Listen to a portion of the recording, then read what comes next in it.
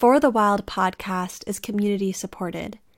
If you value this content, please visit forthewild.world to make a donation. Also, if you or someone you know records music and you want to hear it on the show, you'll find a submission form on the website. Bravo in advance.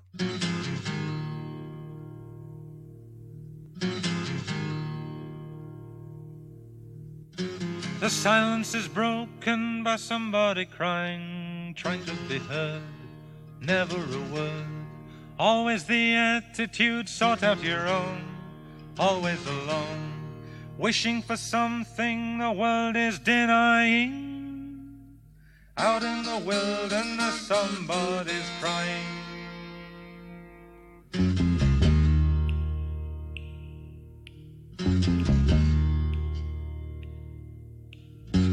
Somebody wishing for something to happen, wishing to tell, wishing to help. Someone was listening, someone who cared, never despaired. Someone to lean on and someone to trust, who needs your assistance and finds your disgust.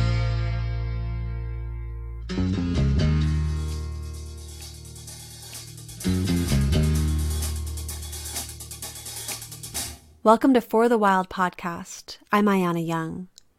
Today we will join Bill Mckibben from Vermont to discuss the news from the front line of climate chaos, as well as the many facets of the resistance. Bill Mckibben is an author and environmentalist who in 2014 was awarded the Right Livelihood Prize, sometimes called the Alternative Nobel. His 1989 book, The End of Nature, is regarded as the first book for a general audience about climate change, and has appeared in 24 languages. He's gone on to write a dozen more books. He's the founder of 350.org, the first planet-wide grassroots climate change movement, which has organized 20,000 rallies around the world in every country save North Korea, spearheaded the resistance to the Keystone Pipeline, and launched the fast-growing fossil fuel divestment movement.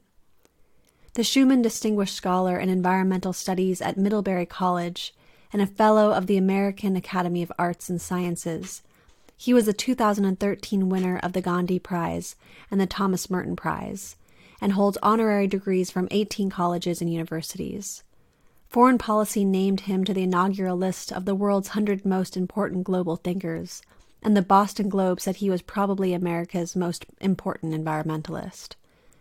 A former staff writer for The New Yorker, he writes frequently for a wide variety of publications around the world, including the New York Review of Books, National Geographic, and Rolling Stone.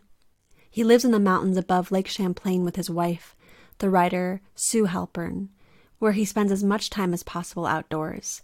In 2014, biologists honored him by naming a new species of woodland gnat in his honor. Well, thank you so much, Bill, for joining us today. This is truly an honor to speak with you, and we're all really excited. What a pleasure for me to get to join you, Anna. Oh, thank you. I'm just very grateful for your work, your writing, and how it has shaped climate change because it allowed it to become more visible on this global political stage. And while many in the environmental movement tend to sugarcoat reality, you don't. So thank you so deeply for joining us today and just sitting and collectively pondering this unraveling of our time. Yeah, sometimes it's hard to strike the right balance between being honest about where we are and not causing too much despair. And that's a subtle balance, but I hope we do it more or less right most of the time. Oh, yeah, I'm right there with you.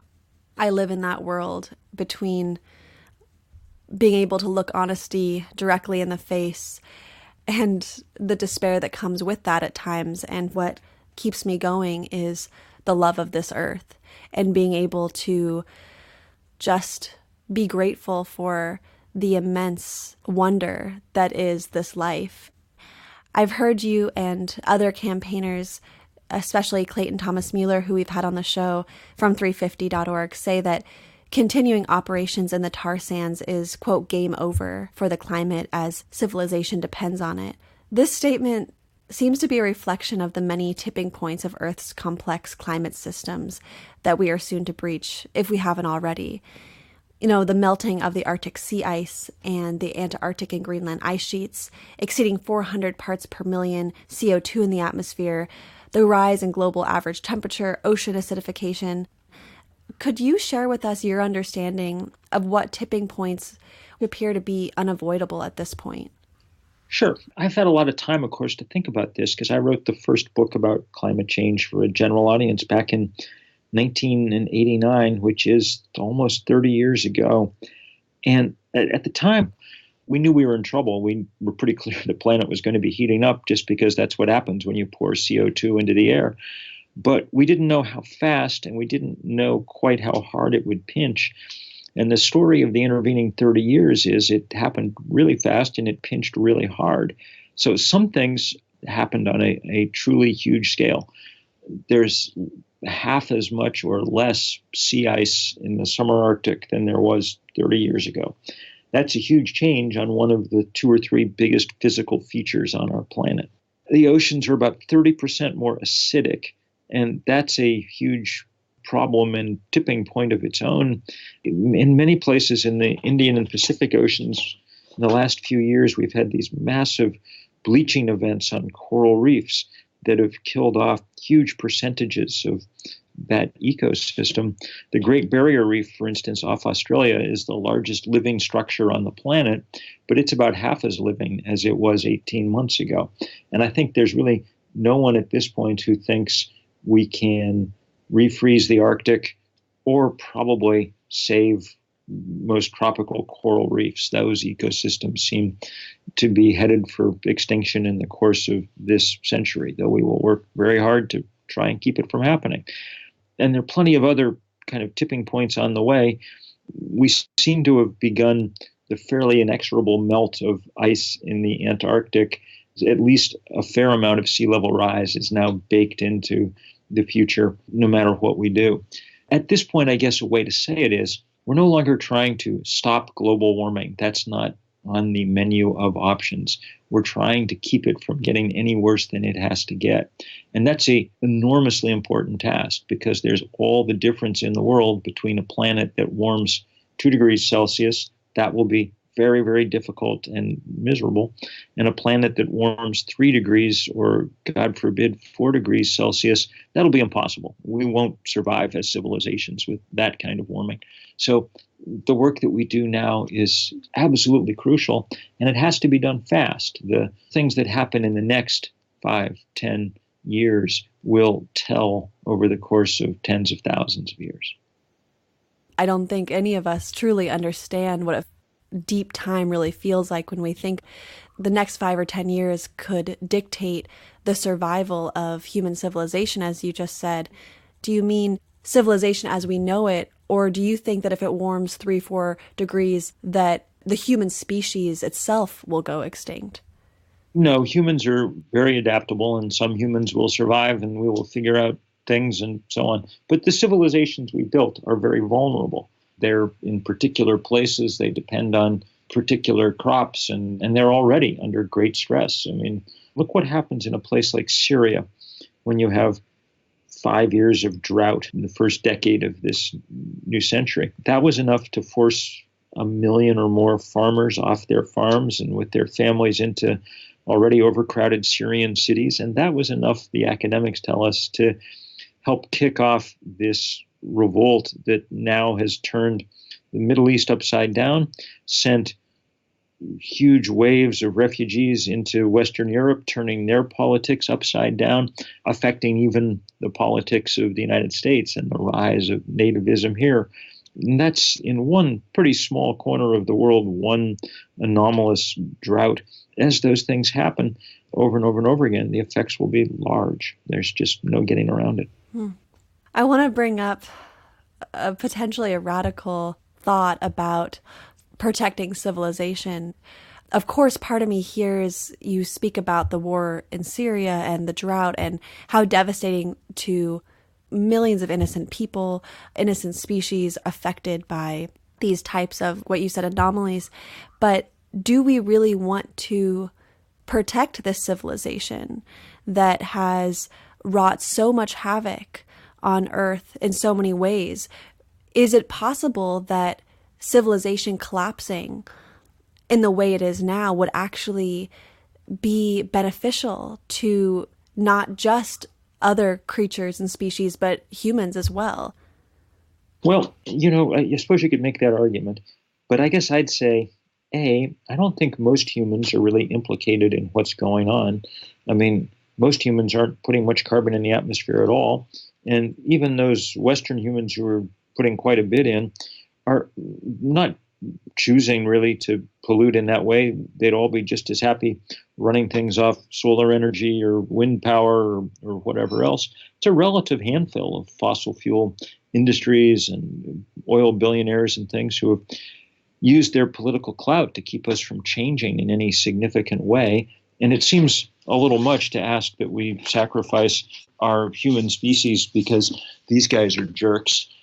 Similarly, it seems, if we allow climate change to get completely out of control, we're going to take down not just a lot of human civilizations, we're also going to do a number on a great percentage of the rest of the DNA on this planet. The other creatures, the flora and fauna of the late Pleistocene, are our brothers and sisters too, and it seems wrong to take them down as well. So I think it's the important moral challenge of our time to figure out how to keep that from happening.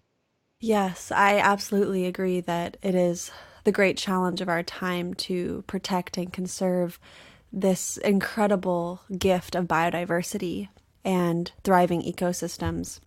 I just always take a moment to ask myself about this protection of civilization. Not to say I'm against renewables. I have solar panels. I live off the grid.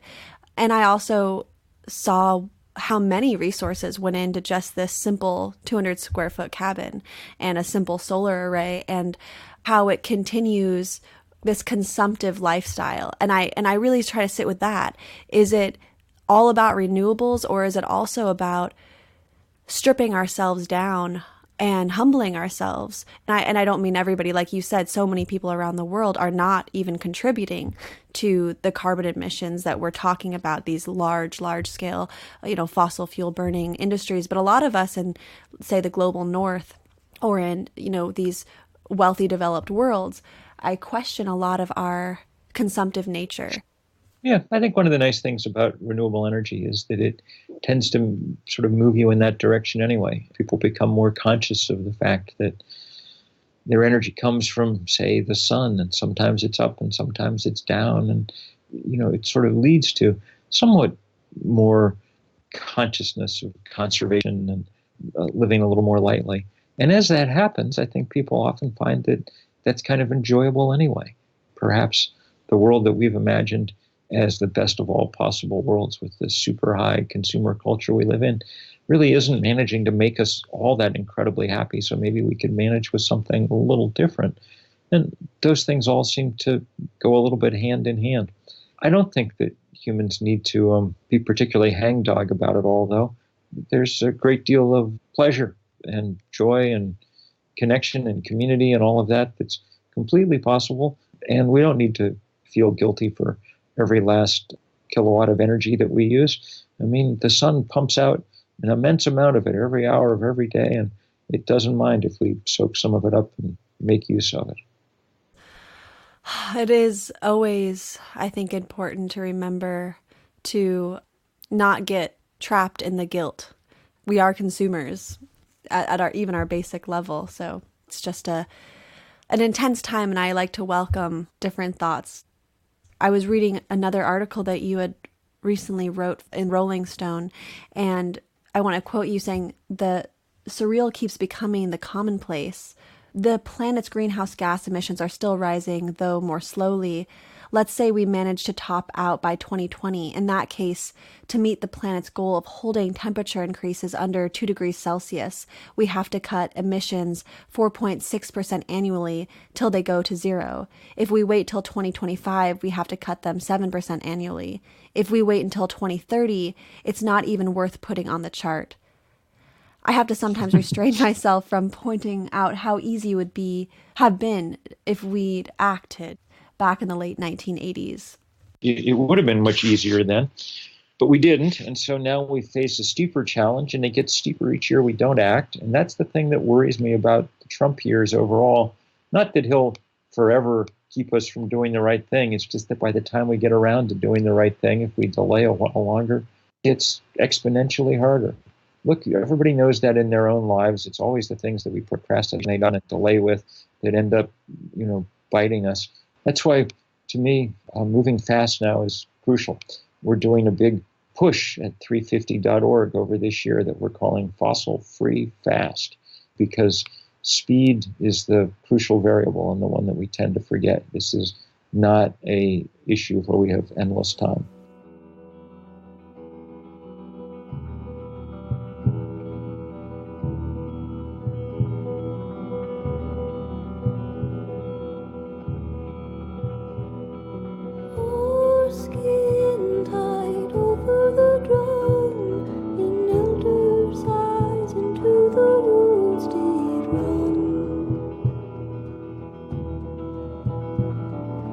Children tied into the drum, a newborn's tears with the river did run. And eagle cries over the drum, and ancient seeds smiled into the light of the sun. Medusa's head of black snakes tears through the loss and what remains. Reenacts dogs snap between labor pains. Empty words spoken again and again. The sacred hoop broken that we're trying to mend. So split the light into, split the light into. We'll split the light into, split the light into. We'll split the light into, we'll split the light into. We'll split the light into, we'll split the light into. We'll split the light into, we'll split the light in you.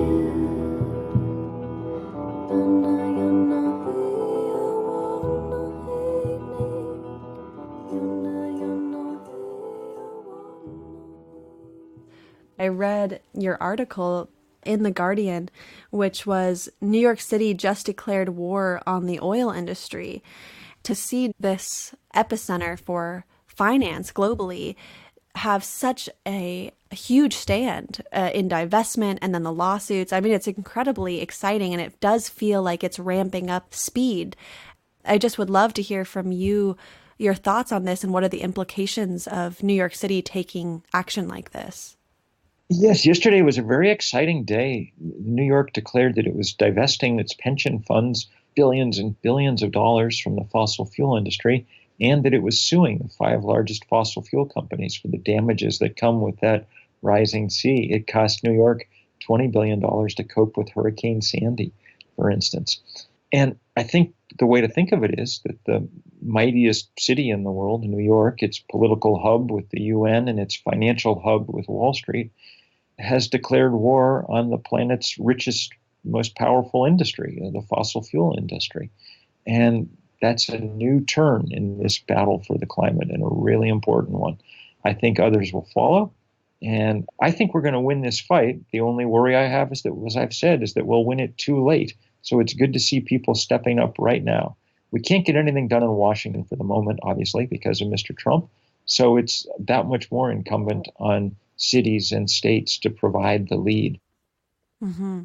So, right, taking it out of the hands of the federal government and moving it to more of a state level, community level divestment and action-oriented campaigns.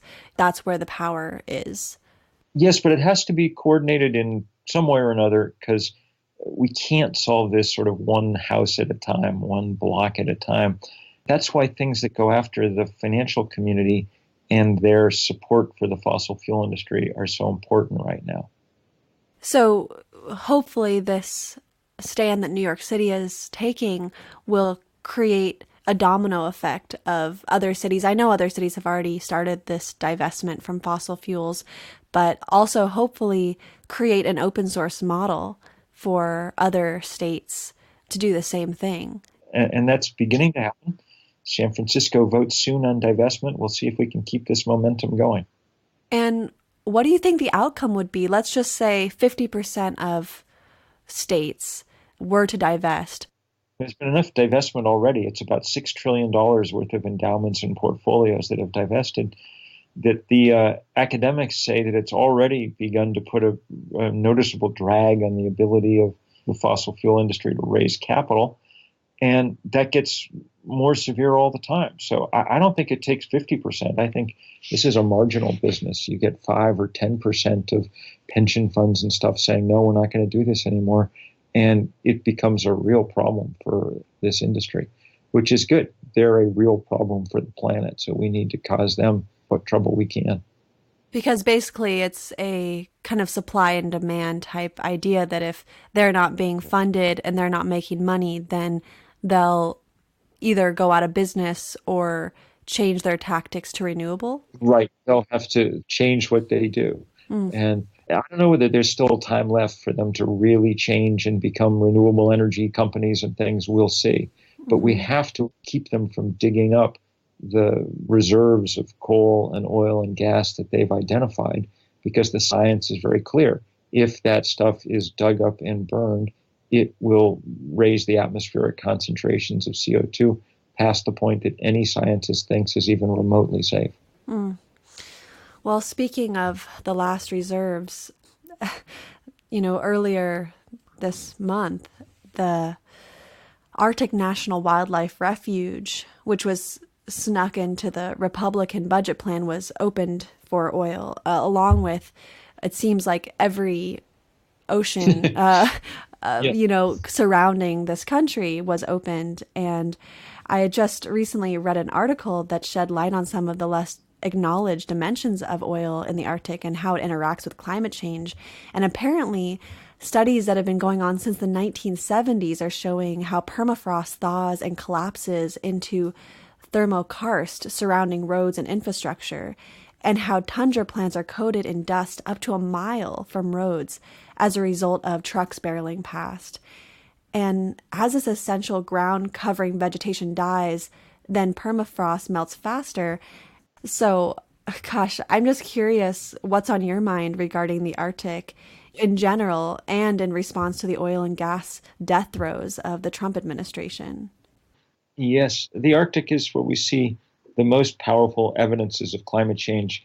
The physics of climate change means that the Arctic and the Antarctic will heat faster, especially the Arctic, as it's lost all that sea ice up there. That used to reflect a lot of the sun's rays back out to space, but now the blue water absorbs them, and this Arctic amplification then drives warming on land, and we get, as you say, the melt of permafrost. I was up in the Brooks Range of Alaska this summer, and it was very evident what was going on.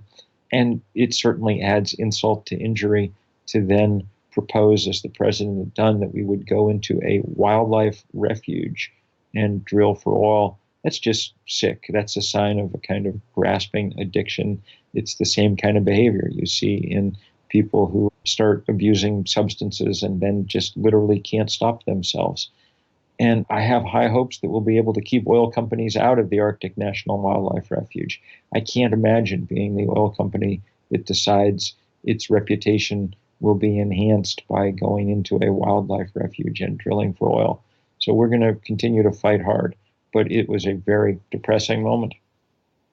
Absolutely. I had just the blessing of interviewing Faith Jamil and Princess Lukai from the Gwich'in Nation, and hearing their soul and how long they have fought and how many times they have fought, and just how it's been, how the Arctic National Wildlife Refuge particularly has been in limbo, and to see it shattered, this protection shattered, was so intense. Because like you said, it is sick. It's sick that we are willing to go into the last remaining places that are so remote to drill for oil. It's really intense. And, it just seems quite clear that facts don't matter and science has no credibility in this political regime.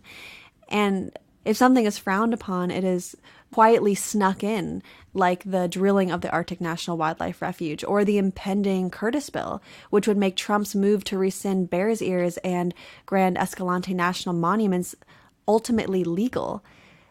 If politics are a dead end in this regime, what is the purpose of direct action in these times? The point is not that politics is impossible, it's that politics requires lots of us out there in the field working hard. If we get 3, 4, 5% of Americans really engaged in this fight, doing the work, going to meetings, of being in the streets, of going to jail, of all the other things that need to happen, then we'll win. There's not that many people that work at the oil companies, and they have endless money, and money is left to its own devices going to win every time. But if we don't leave it to its own devices, if we're out there building movements, then we have a fighting chance.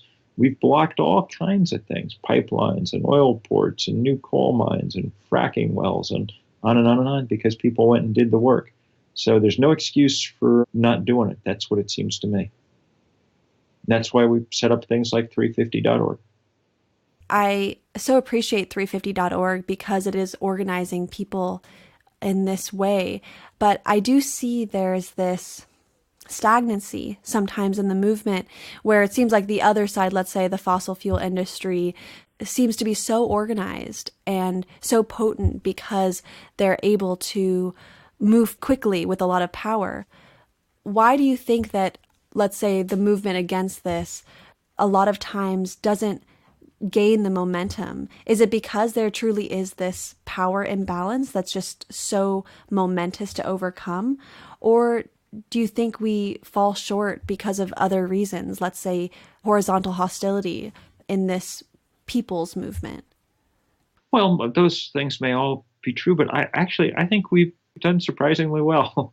I've been impressed over the last 7 or 8 years to watch the rise of a climate movement and to watch how much damage it's done. We've won a surprising number of battles, and I think my mantra just becomes, when we fight, we often win, so we might as well fight more often. And, there's always going to be things that make that difficult. People and personalities and money and everything else can get in the way. But when you're actually out in the middle of a fight, those things are less important and people tend to figure them out. Wonderful. Well, thank you, Bill, so much for your tireless work. On we go. Take care. Drifting on the wind through the mountains like a river.